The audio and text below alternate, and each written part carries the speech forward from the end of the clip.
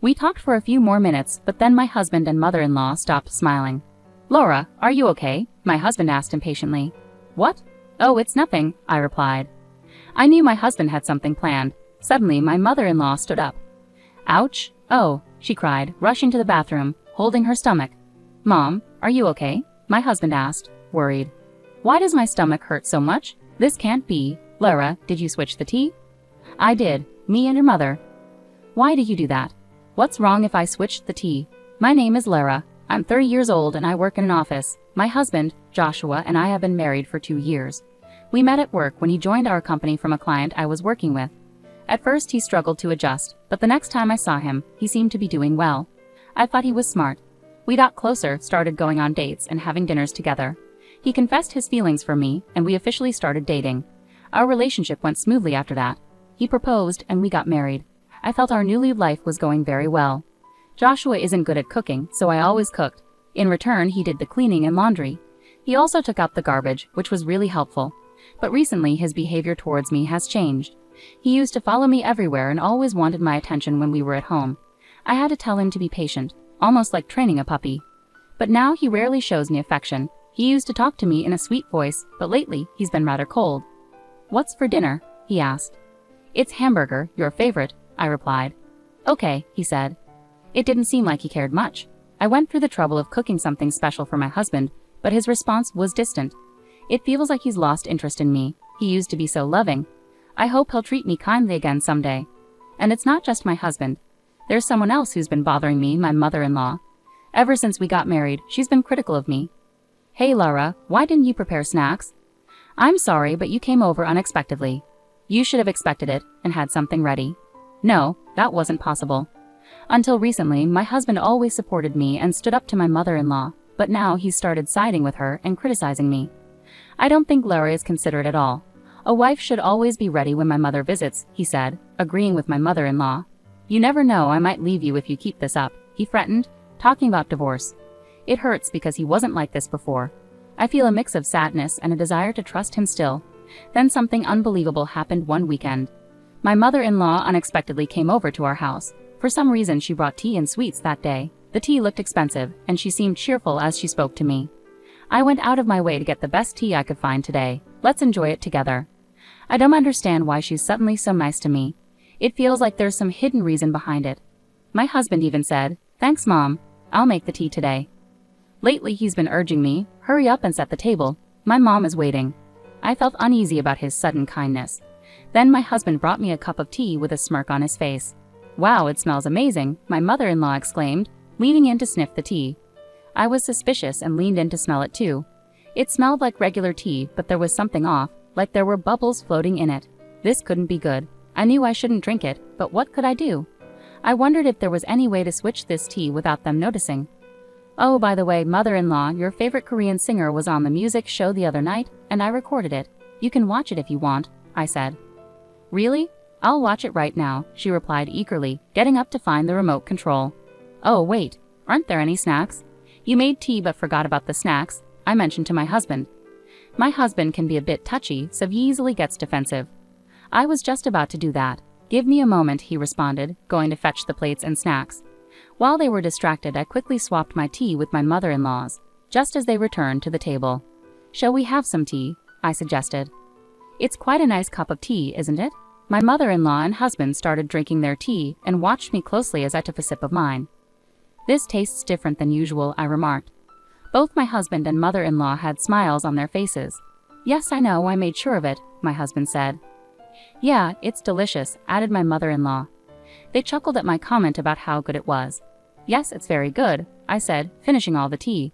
My husband and mother-in-law still had smiles on their faces. We chatted a bit more, but their smiles eventually faded. "Laura, are you feeling okay?" "What?"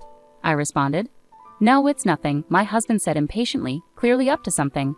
Then suddenly my mother-in-law stood up. "Ouch! Oh." She hurried into the bathroom, clutching her stomach. "Mom, what's the matter?" "Why do I have such a stomach ache? Oh no, this can't be happening." "Hey Laura, did you switch the tea?" my husband asked urgently. "I swapped mine with your mother's," I admitted. "What? Why would you do that? What's wrong with swapping? Does that mean there was something wrong with the first tea you gave me?" No, it's just that. Tell me the truth or you won't be able to handle the consequences, and your mother will be in danger, I insisted. Reluctantly, he admitted, I actually put a large amount of powdered laxative in your tea. Wow, no wonder she got a stomachache. Large doses of that stuff can be really dangerous. Seriously? Call an ambulance, he said quickly. Okay. That's how my mother-in-law ended up being taken away in an ambulance. My husband was visibly upset and hurried to go with her. Meanwhile, I decided to pour the tea he tampered with into a water bottle to keep as evidence. I'm taking this to the police to file a report. While my husband and mother-in-law were at the hospital, I made the decision to pack up my things. I called my parents and asked them to help me move out. When I arrived at their house, my husband called. My mom's in bad shape. She'll be in the hospital for a few days. Can you bring her some clothes and things she needs? He asked urgently. What? No, I can't do that, I replied firmly. You have to. She's in trouble, and you're my wife. Please, he insisted. I can't do this anymore. I'm filing for divorce, I said decisively. Divorce? I exclaimed. When I mentioned the word, there was a moment of silence from my husband. I understand. If that's what you want, then fine. But since you're the one asking for divorce, you don't get any share of our property, he replied coldly. What are you saying? You're the reason for this divorce, so I deserve my fair share, I retorted. Don't be absurd. I'm not giving you anything. This divorce is your decision, not mine, he argued. I'm appalled. You're the one who tried to make me drink that tea with laxatives. How can you deny your responsibility? Besides, I have strong evidence against you, so you will face consequences, I said firmly. But before I could elaborate, he hung up on me. I realized I had a lot to do, like finding a lawyer, so I let it go for the moment. Later, my husband asked me why my belongings were missing from the house. He blamed me for the house being in disarray because I wasn't doing my chores. I received many unreasonable and selfish messages. No, you're the one who wants a divorce, right? You understand that once we're divorced, you'll have to take care of the house by yourself. There were so many things I wanted to clarify with my husband, but I didn't respond until after I had arranged for a lawyer. Once my mother-in-law was discharged from the hospital, my husband and in-laws visited my parents' house, clearly upset. Divorce isn't the solution, but I'll go along with it. You didn't even bother to visit my mom in the hospital after what happened. You just left our house with your stuff. How can I stay married to someone like you? My husband said arrogantly. My mother-in-law glared at me, and it seemed they had only told their side of the story. My father-in-law believed them. Laura, I think you're being selfish, he remarked. My father-in-law is the only reasonable person in my husband's family. I knew he would see things differently if he knew the whole truth. I took out my phone and played an audio recording.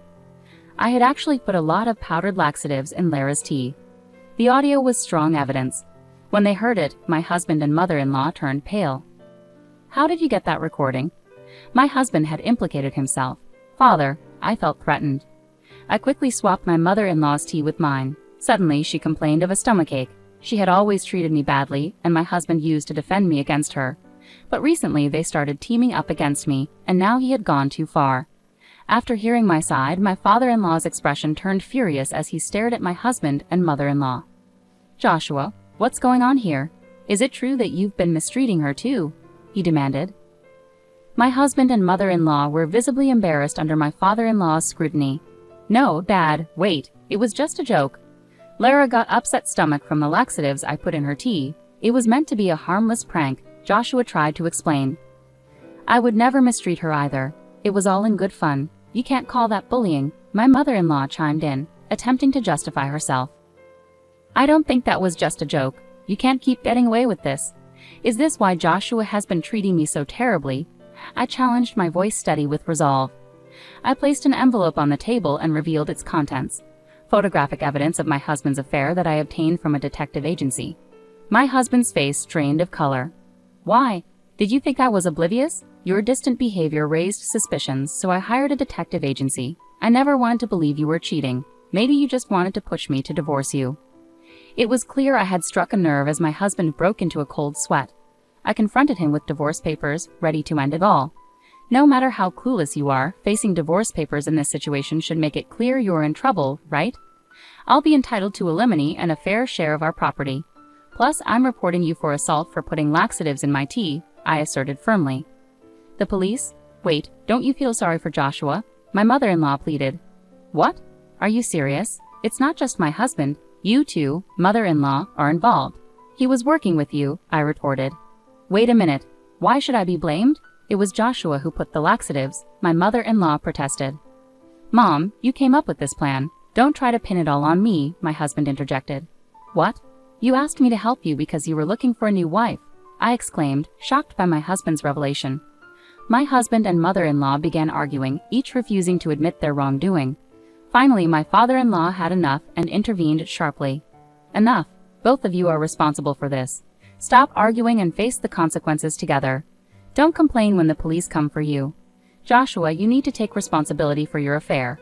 Pay Lara the alimony she deserves and give her your share of the property. My husband and mother-in-law were visibly shaken by my father-in-law's stern words. I was relieved he intervened, as my own father was on the verge of losing his temper too. I'll handle the legal aspects through lawyers, I declared, urging my husband to sign the divorce papers promptly. After much reluctance, my husband finally signed the divorce papers under pressure from my father-in-law. I apologize sincerely for the trouble caused by my foolish son and my wife. I'm truly sorry, my father-in-law said to us, then escorted my husband and mother-in-law home. Following that, I pursued alimony claims against my ex-husband and his affair partner through my lawyer. I received $30,000 from each of them. Subsequently, I filed a police report against my ex-husband and ex-mother-in-law for assault. I provided the audio evidence of my husband planting laxatives and the tea from the incident, leading to their arrest. They were both fined as a result. As a result, my ex-mother-in-law found herself in a situation where she had to work and pay the fine on her own, after my ex-father-in-law left her and filed for divorce. Struggling with the fallout, she couldn't even rely on her own son due to their mutual betrayal. Currently, she's working part-time for a modest salary to meet her obligations. Meanwhile, my ex-husband faced repercussions from his affair partner, who was furious that he had misled her about their future together. She demanded alimony, and my ex-husband, unable to handle the situation, borrowed money to pay her off in a lump sum. This sudden payment caused the affair partner to disappear from his life entirely. In short, my ex-husband found himself abandoned by both me and his affair partner, burdened with significant debt. It's a situation he brought upon himself and truly deserves. On the bright side, I achieved what I wanted, securing my share of the property, which brings me relief. I'm currently living independently in an apartment and working hard. Recently, I even received a promotion at work. I'm considering taking a trip with friends or my parents to celebrate this new chapter in my life. Intentionally putting laxatives in someone's tea is a serious crime, not a joke. Both my ex-husband and ex-mother-in-law should face the consequences for their actions. I'm grateful that my father-in-law was understanding and supportive throughout the ordeal. Despite this disaster, I'm optimistic that I'll find a wonderful person in the future who respects and cares for me.